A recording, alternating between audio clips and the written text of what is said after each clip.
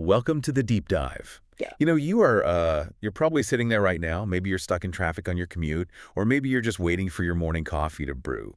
Or perhaps you're out for a walk trying to clear your head before the day spoons. And no matter what you're doing, you are completely bombarded every single day with advice on how to live better. Oh, absolutely. Right. Like how to live longer, how to optimize your body, how to fix your brain. It is an absolute avalanche of information out there. And honestly, Yeah. a lot of it just flat out contradicts itself. It's exhausting. It is. It's exhausting to try and keep up. But today, we are doing something entirely different. Today, we have gathered a towering stack of source material. We're talking about clinical studies, personal biohacking experiments, data from tens of thousands of users. Some really incredible sample sizes in this stack. Huge. And insights from some of the sharpest minds in medicine, psychology, and biomechanics. We aren't just looking at a disjointed list of health tips today.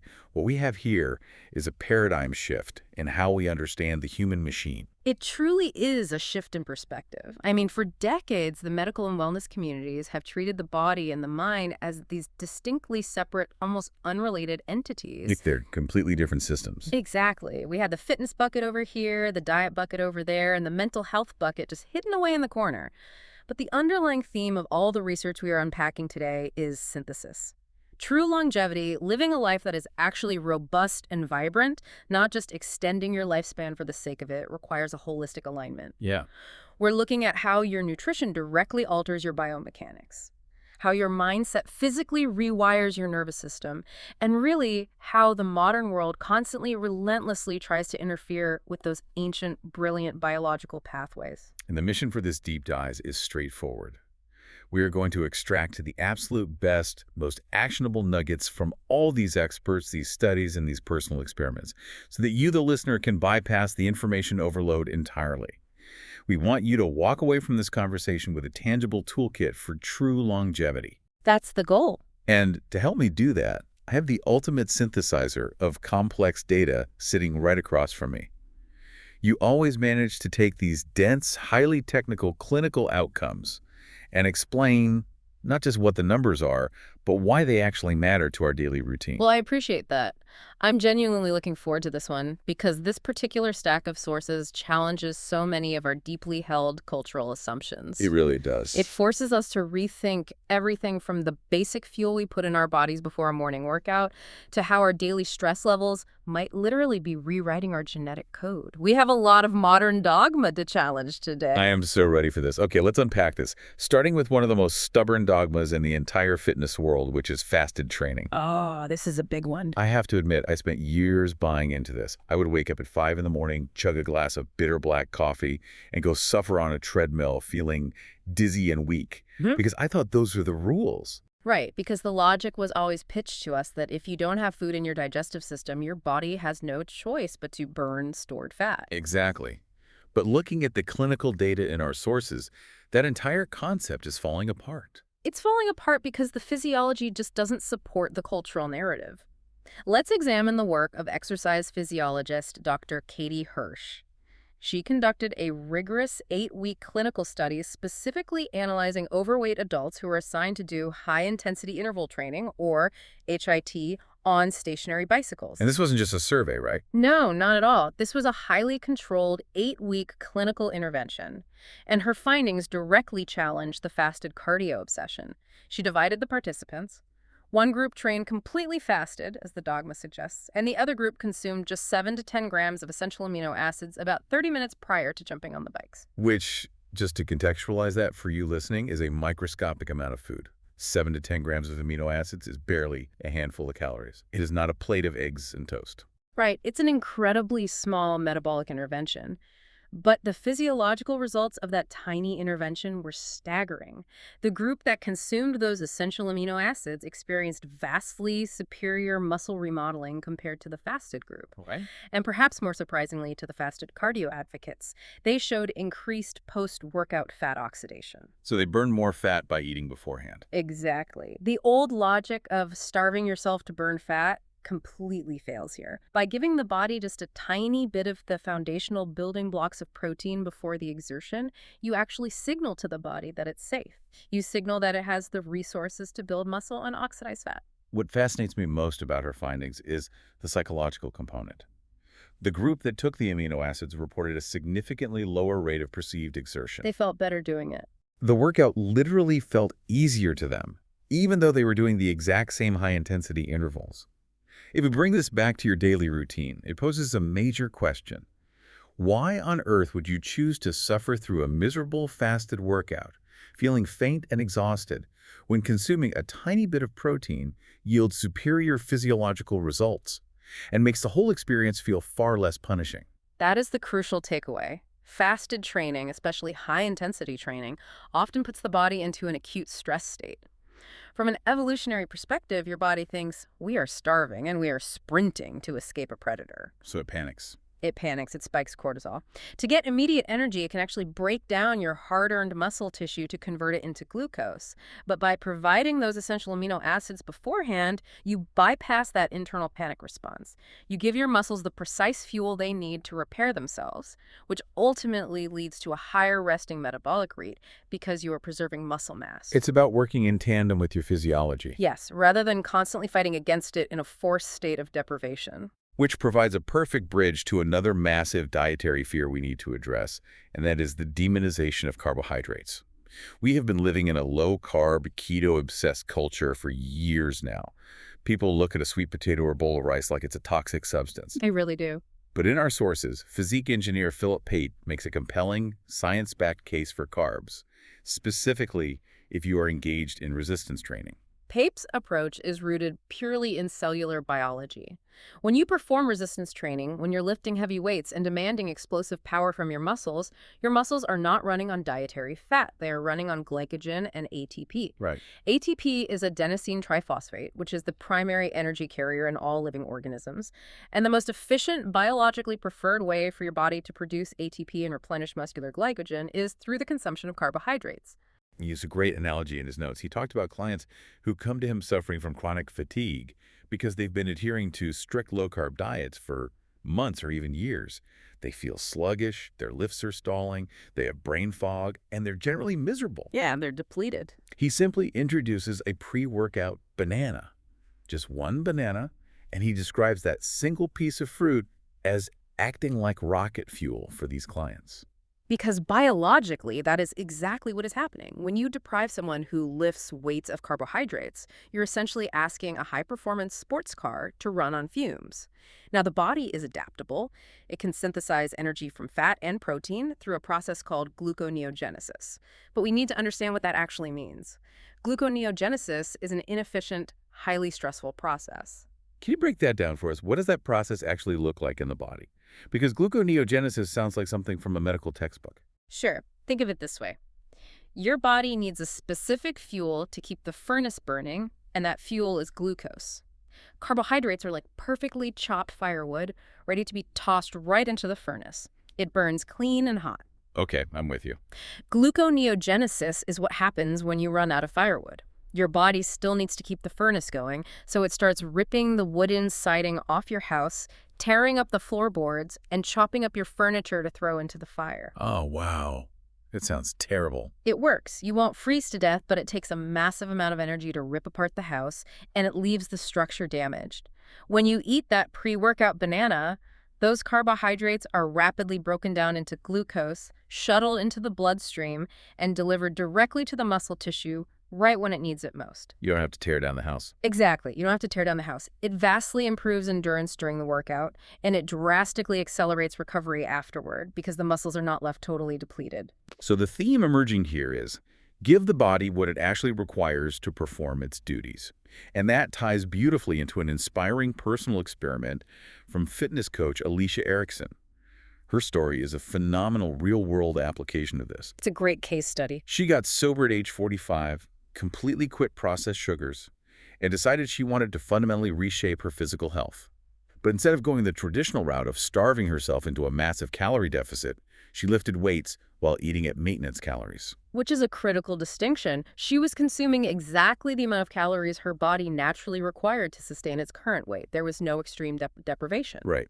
And by holding her calories at maintenance and focusing entirely on progressive overload in the gym, she completely transformed her physique. She built significant muscle, she shed body fat, and she actually stepped on stage for a bikini competition at age 50. Incredible. I love this story because it is a physical and emotional triumph that proves you do not have to whittle yourself away to nothing to change your body. Her journey perfectly illustrates the biological reality of body recomposition. We have this pervasive cultural myth that you can only exist in one of two states. You are either bulking by eating a massive caloric surplus to build muscle, or you are cutting by starving yourself to lose fat. The bulk and cut cycle. Exactly. Erickson's story demonstrates that if you give the body adequate fuel through maintenance calories, and you apply a sufficient mechanical stimulus through the progressive overload of lifting heavier weights, the body is smart enough to multitask. It can do both at the same time. It will utilize that daily fuel to build metabolically expensive muscle tissue while simultaneously mobilizing your stored body fat to cover any immediate energy needs during the workouts. She didn't shrink herself to get healthy. She built herself. But I want to play devil's advocate for a second because we have research in the stack from Dr. Sachin Panda and Dr. Laura Dugas regarding a condition called RDS, or Relative Energy Deficiency in Sport. Ah, yes. They conducted a clinical experiment on female mice to observe what happens when you combine exercise with severe calorie restriction. Now, I have to ask, are mouse metabolisms really a direct one-to-one comparison for human fitness models? Can we really draw that straight of a line from a rodent to a human athlete? It is a fair question, and it's important to be skeptical of animal models. Mice are not miniature humans. However, when we look at evolutionary biology, the mechanisms that govern energy conservation and the HPA axis— That's the hypothalamic pituitary adrenal axis, right? Correct, which manages stress. Yeah. Those mechanisms are highly conserved across all mammalian species. The way a mouse's brain perceives starvation is fundamentally identical to the way a human brain perceives it. In this study, they forced the female mice to exercise while deliberately keeping them underfueled, inducing a severe calorie deficit. And the results were bad. The biological fallout was catastrophic, and it mirrors what we see in human athletes suffering from RDS. The mice suffered from highly fragmented sleep, their resting cortisol skyrocketed, and most alarmingly, their uteruses shrank by an astonishing 50%. Half of a major internal reproductive organ just deteriorated. This raises an important question. Why does our modern fitness culture normalize the disruption of our foundational hormones and the potential degradation of our internal organs just for the sake of hitting an arbitrary calorie deficit on an app? It's madness. What happens in those mice and what happens in underfueled humans is a protective evolutionary mechanism. The body senses a famine environment coupled with the high energy expenditure of the forced exercise. It panics. So it just shuts things down. It systematically shuts down any biological process that is not immediately necessary for keeping the heart beating and the lungs drawing breath. Reproduction. That is not essential during a famine, and a pregnancy would be fatal, so the reproductive organs literally atrophy. And sleep. Deep restorative sleep. Not safe during a famine because you need to be alert to forage or listen for predators. So sleep architecture fragments. When you lay it out like that, it is genuinely horrifying. We are tricking our nervous systems into believing we are existing in a constant state of starvation and trauma, and then we sit around wondering why we feel anxious, why our sleep is garbage, and why our hormones are completely misfiring. We are engaging in active combat with our own biology. Precisely. And the alternative to that combat isn't just throwing your hands up and eating whatever you want whenever you want. The alternative is intelligent fueling. Which brings us to the actual quality of the calories themselves, rather than just the quantity. Yes, the concept of unprocessing your diet. Dr. Rupi Ojla talks about this simple but highly effective behavioral rule.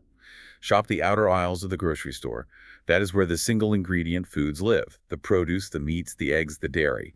You avoid the inner aisles where all the boxed, brightly packaged, hyper-engineered foods are kept. It's a great rule of thumb. But he backs up this behavioral trick with some incredibly compelling data from a 2019 metabolic ward study. And we should clarify that a metabolic ward study is the absolute gold standard of nutritional research. It is very different from a standard dietary survey where people just self-report what they ate, which is notoriously inaccurate. Right. People always lie on those.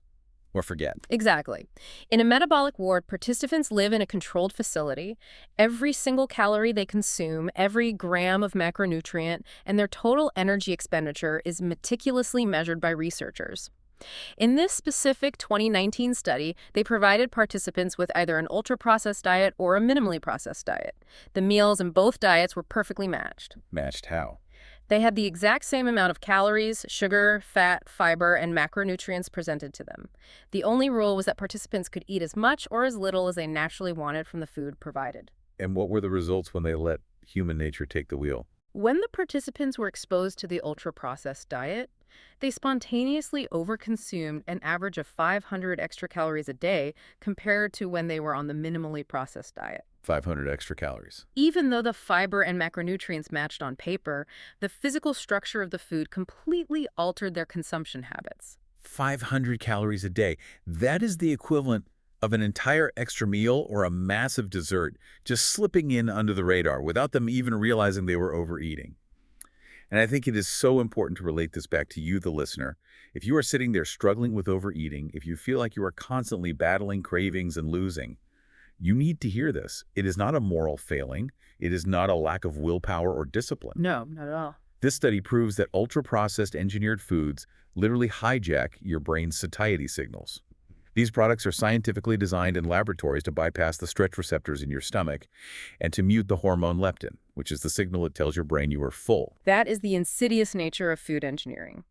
Food scientists spend billions of dollars to engineer these products for the perfect bliss point. They find the exact mathematical combination of salt, sugar, fat, and crunch that lights up the dopamine reward centers in your brain without ever triggering the physiological stop signs of fullness. They bypass the stop signs. The food melts in your mouth so quickly that your brain doesn't register the caloric intake. When you transition to single-ingredient foods from those outer grocery aisles, you are doing much more than just eating extra vitamins. You are fundamentally repairing your body's mechanical ability to know when it has had enough fuel. You stop having to white-knuckle your way through portion control because your biology takes over and regulates your appetite naturally. Okay, so we've established how to fix the fuel going in and the quality of that fuel. Yeah. But how does the human machine actually process it once it's swallowed? This takes us right into the gut, and specifically the microbiome. Dr. Amy Shah outlines a phenomenal daily protocol for gut health that she simply calls the 30-33 rule. A very practical framework. It consists of 30 grams of protein at your first meal, 30 grams of fiber spread throughout your day, and 3 servings of probiotic foods. It is a beautifully elegant framework because it addresses multiple physiological needs simultaneously. The 30 grams of protein early in the day acts as an anchor for your blood glucose. It prevents those massive insulin spikes and subsequent crashes that leave you reaching for sugar at 2 p.m. We all know that 2 p.m. crash. Exactly. The 30 grams of fiber acts as a prebiotic. We hear the word probiotic a lot, but prebiotics are just as vital. Fiber is literally the structural food that the beneficial bacteria in your lower intestine need to survive, multiply, and produce short-chain fatty acids, which protect the gut lining. And the 3 servings of probiotic foods. Things like kimchi, sauerkraut, yogurt, or kefir, those are actively seeding your digestive tract with new, diverse, live bacterial cultures. The examples she provided from her clinical practice were wild to me.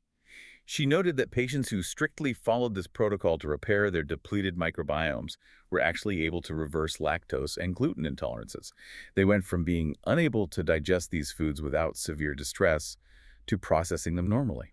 And that completely shifts how the general public views food intolerances.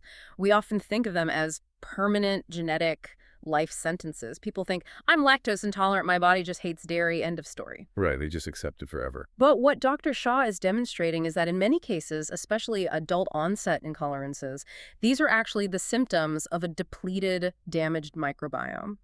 If you lack the specific enzymatic bacteria required to break down the complex proteins in dairy or wheat, of course your body will react with inflammation, bloating, and distress. You don't have the workers on the assembly line to process the materials. That makes so much sense. By systematically rebuilding that bacterial diversity with fiber and fermented foods like kefir, you are essentially reinstalling the biological software required to digest those foods. You are repopulating the assembly line. You are turning the gut back into an efficient, robust machine. Reinstalling the biological software, I think that visual is so helpful. And Dr. Shah doesn't just stop at nutritional frameworks. She extends this highly structured approach to physical movement with her 4-3-2-1 exercise framework for cardiovascular longevity. Let's lay this out for the listener. Okay. Her ideal weekly schedule is 4 days of movement you love. So that could be walking, hiking, playing tennis, whatever keeps you active. 3 days of weight training to build that metabolic armor we discussed. 2 days of heat therapy, like a sauna, to boost heat shock proteins. And finally, 1 sprint session. Yes, the sprint session is the capstone of the protocol. Here's where it gets really interesting. Because when I first read 1 sprint session, I thought, wait, 1 sprint? That sounds like a clickbait fitness headline. But the data supporting it is unbelievable.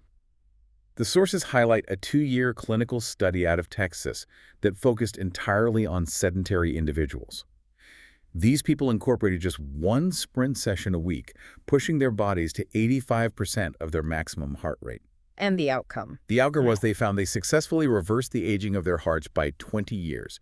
20 years of cardiovascular aging erased by sprinting once a week.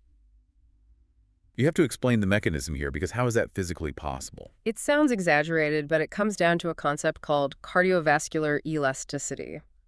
As we age, and especially if we live a sedentary lifestyle, the left ventricle of the heart, which is the main pumping chamber responsible for pushing oxygenated blood out to the body, becomes physically stiff. Like it loses its stretch. Exactly. The blood vessels themselves also lose their compliance. They become rigid and inflexible. This structural stiffening is what leads to high blood pressure, decreased oxygen delivery to the brain, and ultimately heart failure. When you push your body to 85% of its maximum heart rate, even just in short, intense bursts once a week, you are demanding a massive, immediate volume of blood to be pumped through the system. So you are forcing the plumbing to handle a pressure surge. Exactly. This extreme pressure creates what is called endothelial shear stress on the inner walls of the blood vessels. This mechanical friction forces the endothelial cells to produce nitric oxide, which is a potent vasodilator. It expands and softens the vessels. Oh, I see. Concurrently, it forces the physical heart muscle itself to stretch and contract with maximum force, restoring the youthful rubber band-like elasticity of that left ventricle.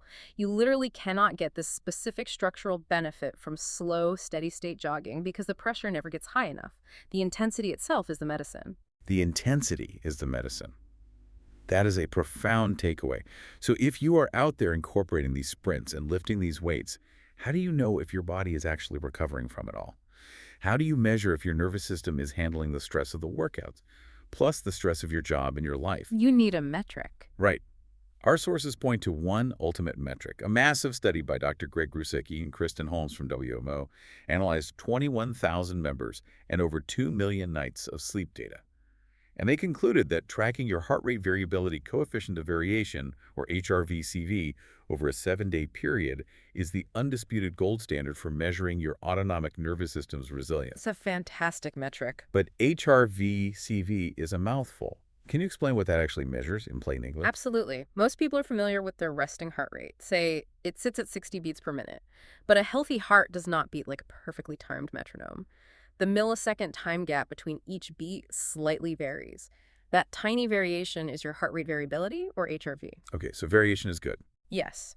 A high HRV is generally a very good thing. It means your autonomic nervous system is flexible, constantly observing and adjusting to your environment, toggling smoothly back and forth between the sympathetic fight-or-flight state and the parasympathetic rest-and-digest state. Now, the coefficient of variation, the CV part of the metric, measures how much your daily HRV bounces around over a 7-day period. So it's measuring the trend, not just a single snapshot. Exactly.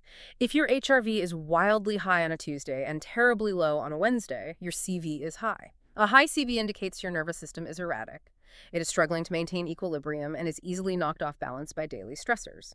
You want a low HRVCV, meaning your nervous system is consistently stable and resilient day after day, regardless of what life throws at it. And what I appreciate about the WOPE data is that it laid out exactly how to achieve that stability. They didn't find that the people with the best HRVCV were taking some rare, expensive supplement. The data proved that the most statistically effective ways to lower and improve this metric were behavioral, significantly reducing alcohol intake, strictly prioritizing sleep consistency, which means going to bed and waking up at the exact same time every day, even on weekends, and regular exercise. The boring, brilliant basics. Always back to the basics. Why is alcohol such a destroyer of this metric? Because alcohol, even in what we culturally consider moderate amounts, is a systemic toxin that completely suppresses autonomic function during sleep. When you drink a glass of wine before bed, your body spends the entire night frantically trying to clear the metabolic byproducts of the alcohol, like acetaldehyde, from your system. So your body's working overtime while you sleep. Right. Your resting heart rate stays elevated, your HRV plummets, and you miss out on deep REM sleep because the body is prioritizing detoxification over tissue repair and memory consolidation.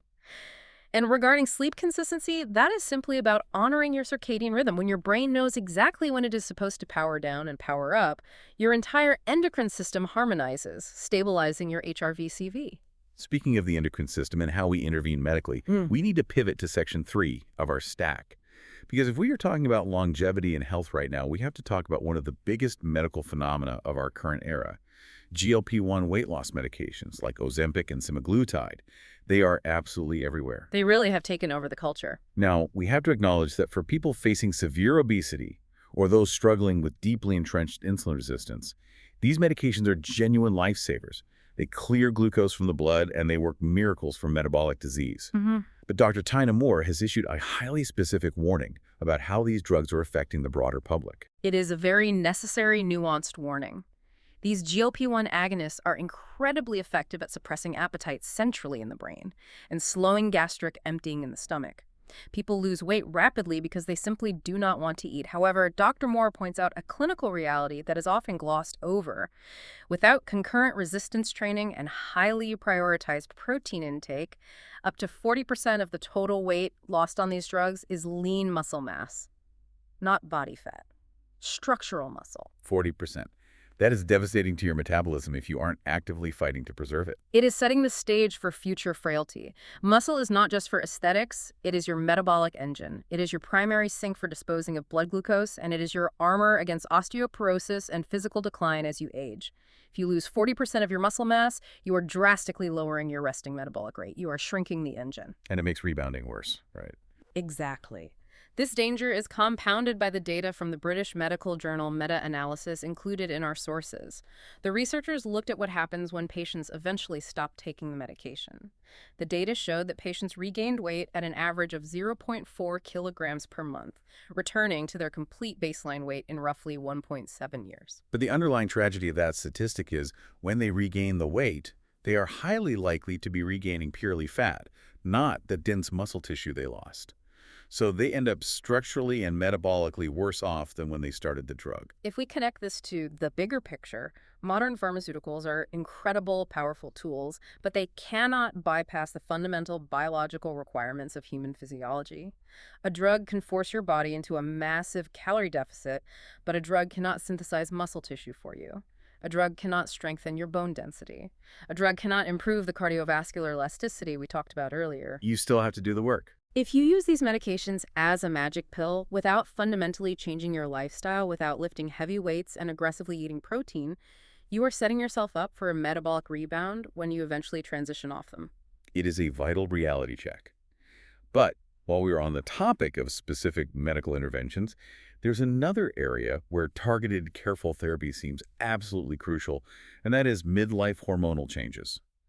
Kathy Eason strongly recommends tracking vital signs at home, specifically monitoring blood pressure, HRV, and respiratory rate to catch silent vascular changes. And this ties directly into some fascinating research from Dr. Jason Allen at the University of Virginia regarding what exactly happens when estrogen drops in midlife. This is a critical piece of the longevity puzzle, specifically for women. Culturally, estrogen is often thought of purely as a reproductive hormone, something related to fertility and periods, but it is actually a master regulator of vascular health. Estrogen explicitly tells the endothelial cells, which are the delicate cells lining the inside of your blood vessels, to produce nitric oxide. Nitric oxide again. Yes. As we discussed earlier with the sprinting protocol, nitric oxide is the miracle molecule that keeps blood vessels relaxed, elastic, and wide open. When estrogen levels plummet during perimenopause and menopause, that nitric oxide production plummets right alongside it. Which means the blood vessels lose their compliance. They get stiff and narrow. Exactly. And that vascular stiffness leads directly to a sharp, sudden increase in blood pressure and a significantly elevated risk of cardiovascular events in women post-menopause. This is why cafeizin advocates for meticulously tracking those at-home vitals. You might feel totally fine day to day, but your blood pressure could be silently creeping up into dangerous territory simply because of this underlying hormonal shift depriving your vessels of nitric oxide. And this brings us to a specific biohacking protocol shared by nurse practitioner Cynthia Thurlow to combat this exact decline. She openly discusses her use of hormone replacement therapy, or HRT. Now, what exactly is she using to combat these vascular changes and protect her systemic health? She uses a very specific, carefully calibrated stack designed to mimic the body's natural physiological environment before menopause.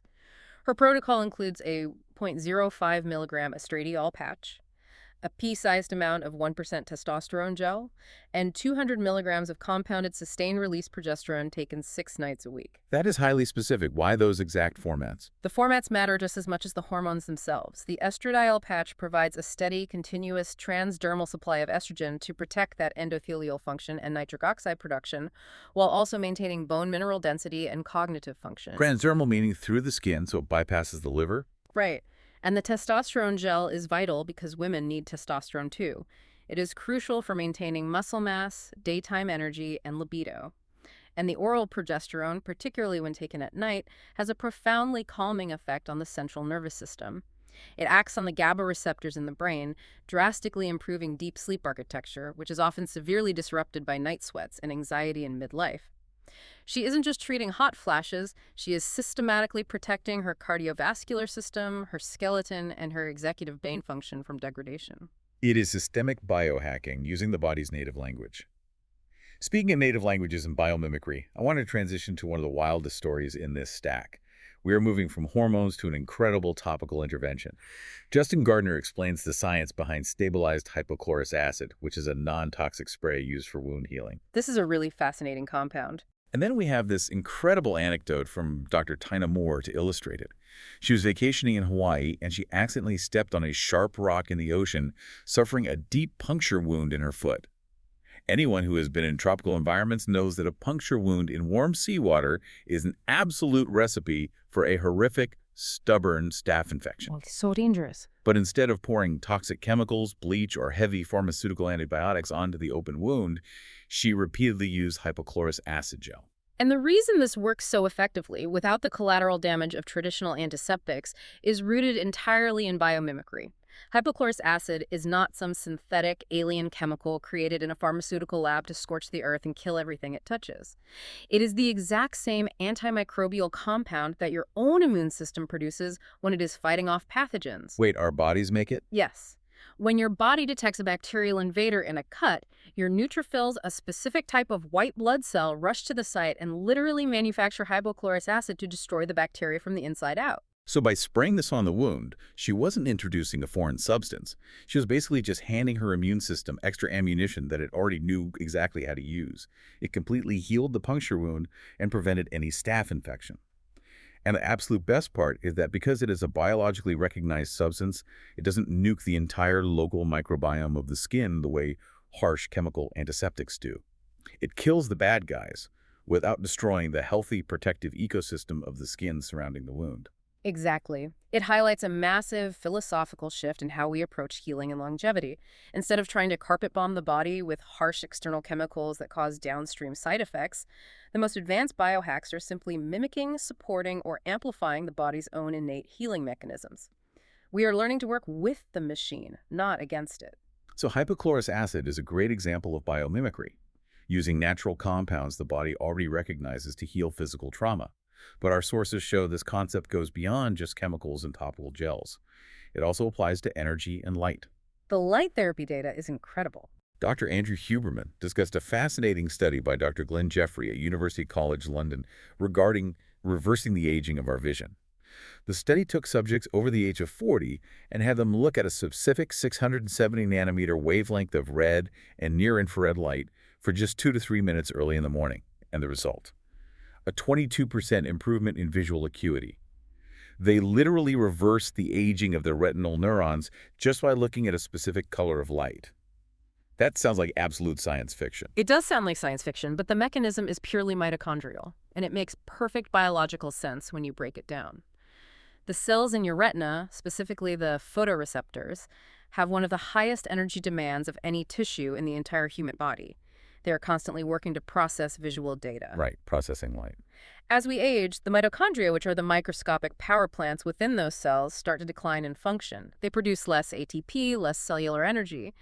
But those specific mitochondria are highly sensitive to long wavelength light, specifically that 670 nanometer red light. So the light is physically interacting with the cells. Yeah. Yes. Think of the cytochrome secoxidase enzyme as the final gatekeeper in the cell's energy factory. When you expose the retina to that specific red light, the light photons are absorbed by that enzyme. It acts almost exactly like a wireless charger for a smartphone battery. A wireless charger. I love that analogy. It stimulates the enzyme, which dramatically ramps up ATP production. You are literally recharging the depleted battery of the aging eye, which restores its functional acuity and color contrast vision. 2 to 3 minutes in the morning. That is incredibly accessible for anyone listening right now. Just a simple red light device to reverse aging in the eyes without surgery or drugs. It perfectly bridges the physical, mechanical interventions we've been talking about with the more subtle, energetic pathways of the body. Which brings us beautifully into Section 4, the mind-body connection and the nervous system. This is where it all comes together. We've talked about food, we've talked about light, we've talked about hormones, but what about the physical power of our thoughts? Dr. Fab Mancini shares a story about a patient named Rosie that completely redefines the power of belief. Rosie was on over 30 pills a day, she was completely bedridden, and she was actively suicidal. Her body was failing on every conceivable level. She was in a state of absolute systemic collapse. Conventional medicine had essentially run out of tools for her. But she didn't find some miracle experimental drug in another country. She experienced a complete physical recovery within a year solely by shifting her mindset. She adopted the absolute unwavering belief that her body inherently knew how to heal itself if she allowed it to. And this wasn't just a one-off, isolated anomaly. The sources connect this directly to Dr. Bernie Siegel's extensive, decades-long findings that a patient's belief in their own healing is a primary, statistically significant factor in surviving cancer. This is an area where the conventional medical establishment has historically struggled because we are trained to view the body purely mechanically. We often dismiss this phenomenon as magic or just wave it away as the woo-woo placebo effect. But there is nothing magic about it. It is the science of psychoneuroimmunology. It is pure biochemistry. Explain the biochemistry of that. When a patient is bedridden, in agonizing pain, and truly believes they are dying, their nervous system is locked in a state of sheer terror. They're in sympathetic overdrive. They are pumping out massive, continuous amounts of cortisol and adrenaline. In that state, the immune system is actively, deliberately suppressed. The body diverts all energetic resources away from long-term cellular repair and funnels them into pure short-term survival mode. Because you don't need to fight off a tumor if a lion is about to eat you. Precisely. But when Rosie shifted her belief, when she truly internalized that her body was a safe place capable of healing what biologically happened inside her, she biochemically shifted her nervous system from a state of terror to a state of profound safety.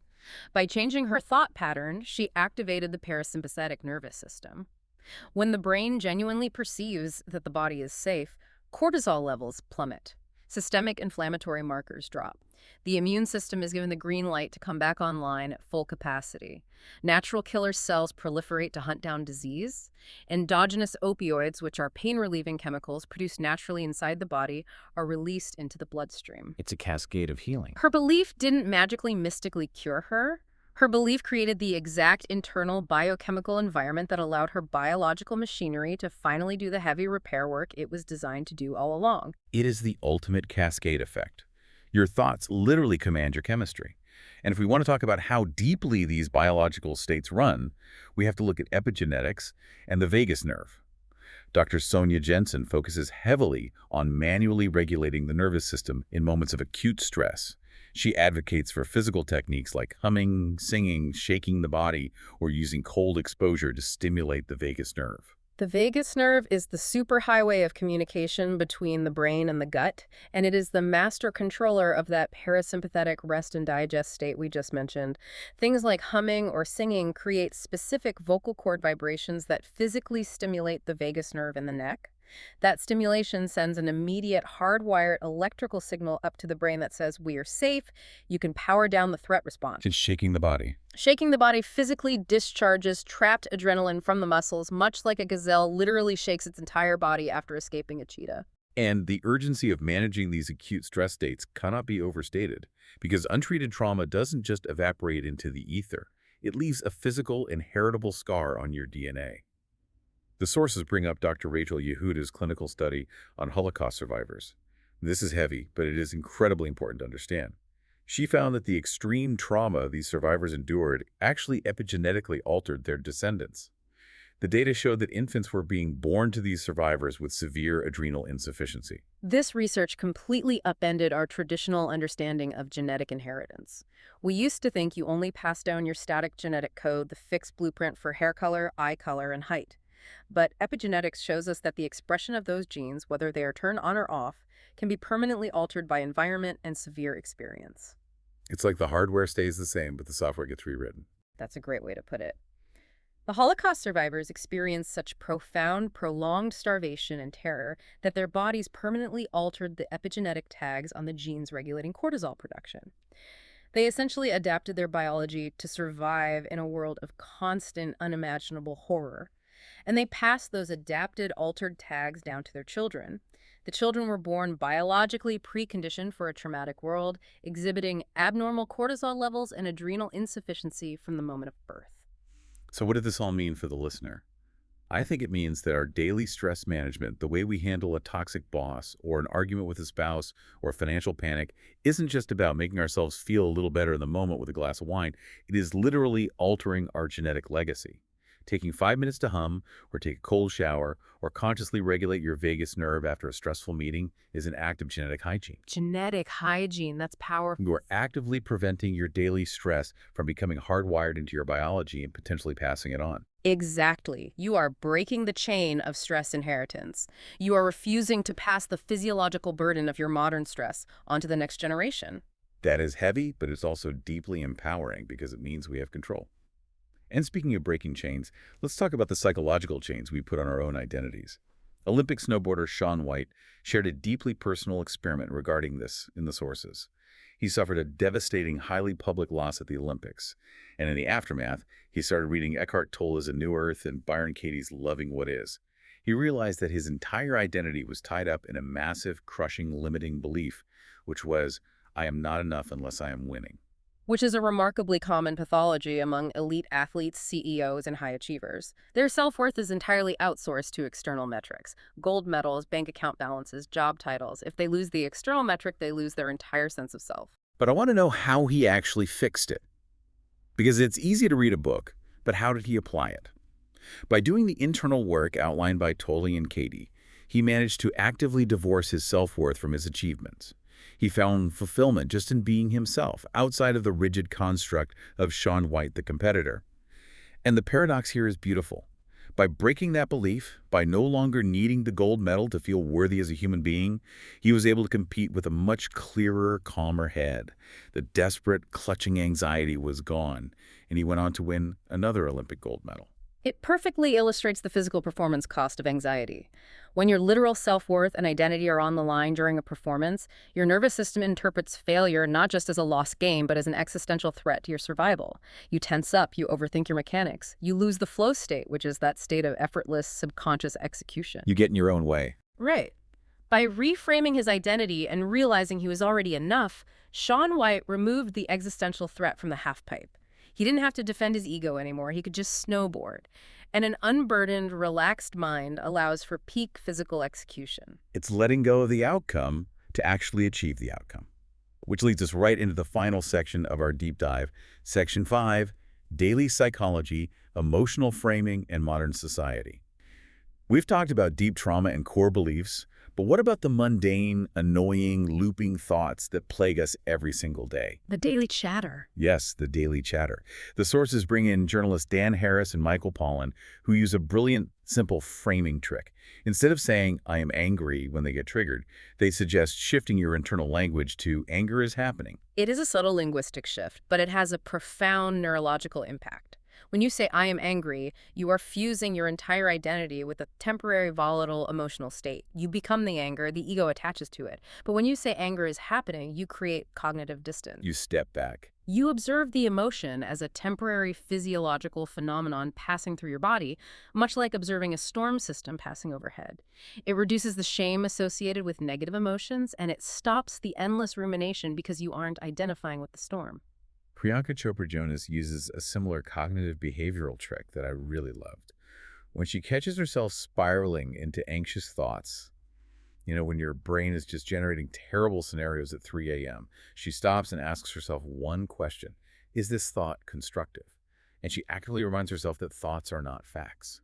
Just because your brain generates a terrifying scenario about your career or your health does not mean it is a prophecy. It is just a misfiring alarm system. The human brain is an incredibly powerful prediction machine, but we have to remember that it evolved with a strong negativity bias. It is constantly simulating worst-case scenarios to keep you safe from potential threats. Recognizing that those simulations are not reality, but merely survival software running in the background, is the absolute foundation of emotional resilience. And Michael Pollan took this pursuit of mental clarity to the absolute extreme. He detailed a personal experiment where he lived completely off the grid in a cave in New Mexico for several days. While there, he practiced a concept he learned from Zen priest Roshi Joan Halifax called "don't know mind."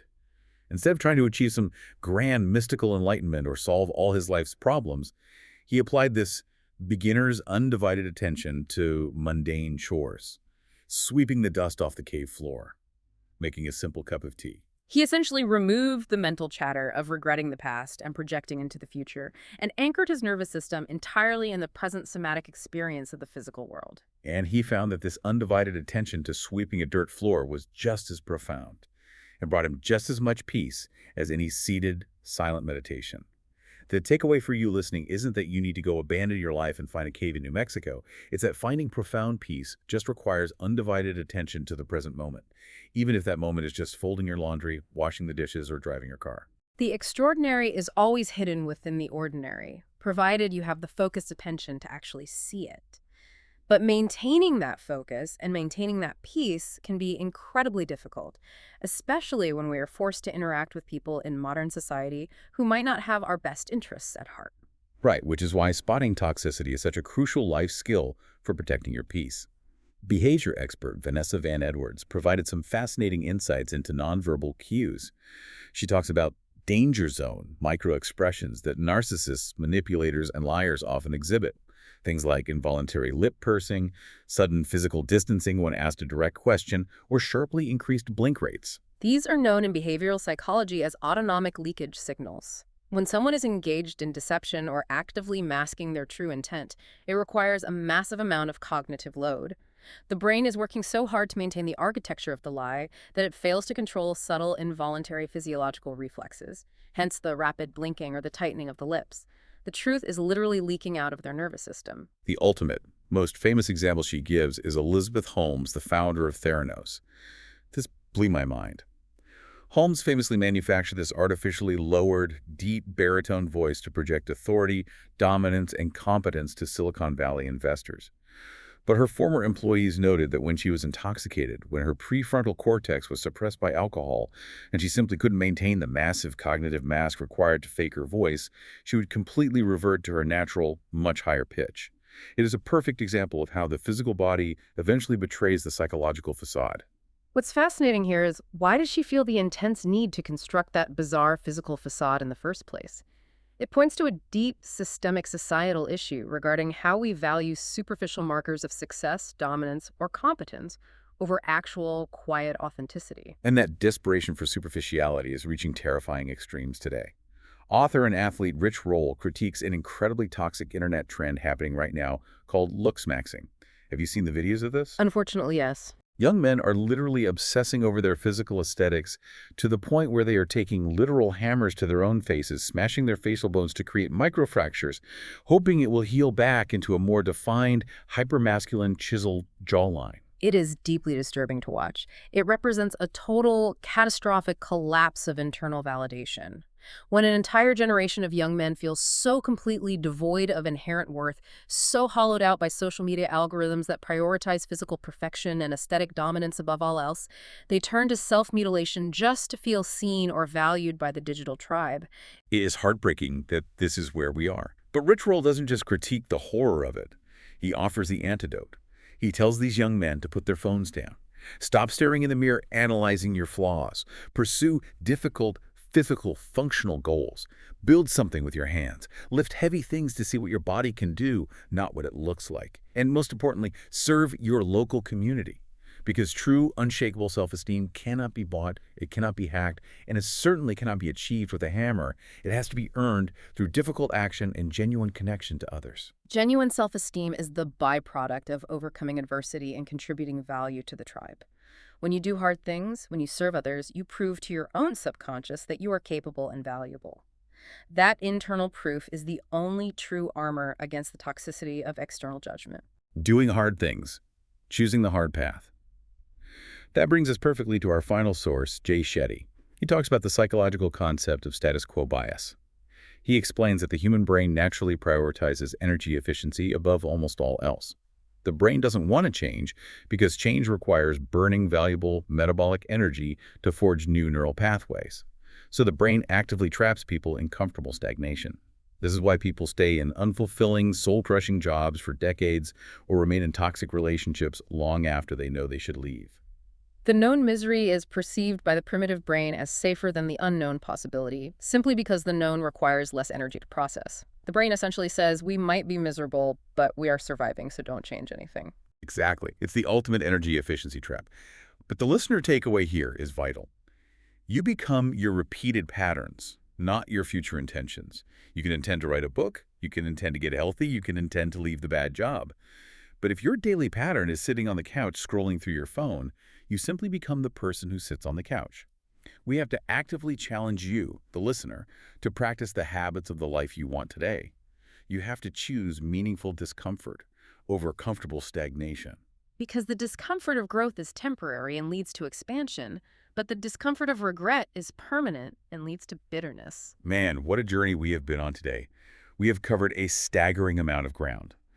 From realizing that just 7 grams of amino acids can revolutionize your workout physiology, to understanding that a single, intense sprint session can shave 2 decades of aging off your heart by restoring endothelial elasticity. We've explored the dark evolutionary reality of extreme calorie deficits, shrinking internal organs, the nuanced danger of GLP-1 muscle loss, and the incredible systemic biohacking power of female hormone replacement. We covered it all. We really did. We learned that the belief in your own healing can literally rewrite your immune response, that humming can soothe the epigenetic scars passed down from your ancestors, and that sweeping a cave floor can bring as much peace as a mountaintop meditation. We have unmasked the micro-expressions of liars, dismantled the tragedy of Looksmaxxing, and challenged you to choose meaningful discomfort. It is a massive, complex tapestry of information. But if we pull the lens back and look at the absolute core of everything we've discussed today, think about the stabilized hypochlorous acid we talked about. A simple, natural spray that perfectly mimics the body's own white blood cells to heal a deep wound without any toxic chemicals. Think about the physical act of humming, which perfectly mimics the biological signals of safety, calming the vagus nerve and shutting down the trauma response. Perhaps the ultimate key to human longevity isn't about constantly adding complex, synthetic, hyper-engineered interventions into our lives. Perhaps the most profound biohack of all is recognizing that our biology already holds the ancient perfected blueprints for absolute health. We just need to be brave enough to systematically strip away the modern interferences, from the ultra-processed diets to the toxic thoughts, from the extreme starvation to the obsession with external validation, and finally step out of the way, letting our bodies do exactly what they were brilliantly designed to do. That is the perfect thought to leave you with today. You already have the blueprint inside you. You just have to clear the noise. Thank you so much for joining us on this deep dive. Keep questioning the dogma. Keep pursuing that meaningful discomfort, and we will catch you on the next one.